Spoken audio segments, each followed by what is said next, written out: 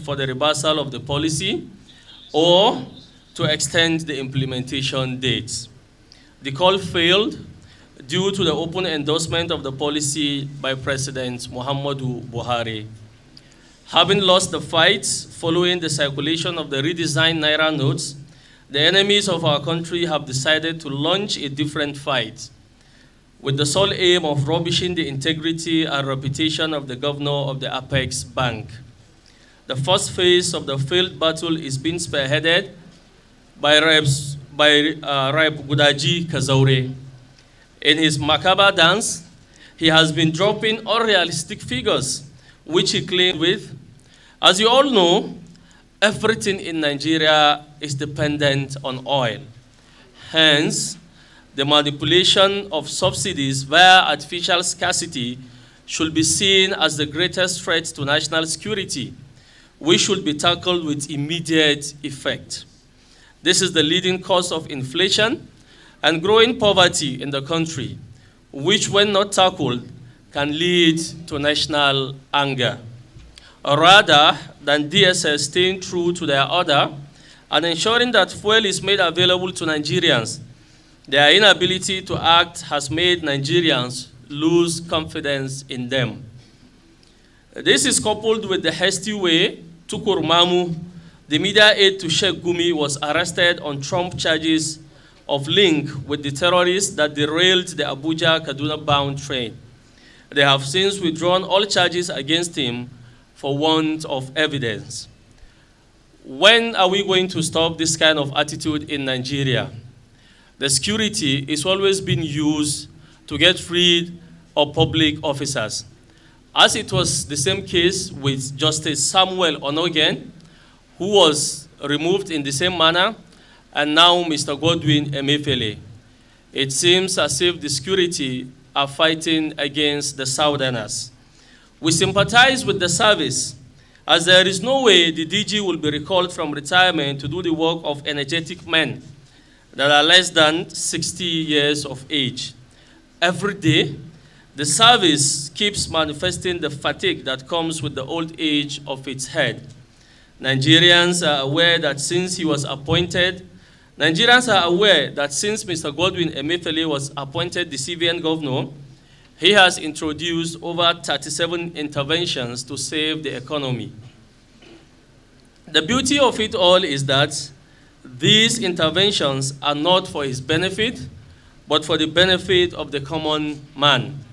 It is verifiable that President Muhammadu Buhari is fulfilling his campaign promises through Mr. Godwin Emefiele's policies, which range from a fight against insecurity, agriculture, job creation, fight against corruption, just to mention but a few. It is on record that most countries in the world are yet to recover from the shock caused by the dreaded COVID-19 pandemic, which crippled the economy of most countries in the world. The handling of the economy during and after the pandemic by Mr. Emefiele is indeed legendary.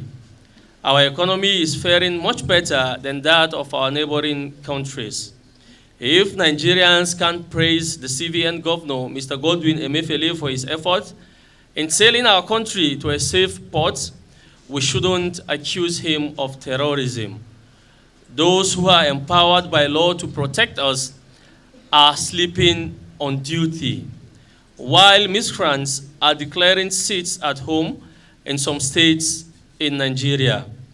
While bandits are in charge of numerous communities, they collect revenues and adjudicate in some instances. Arising from the foregoing, we wish to call on 1.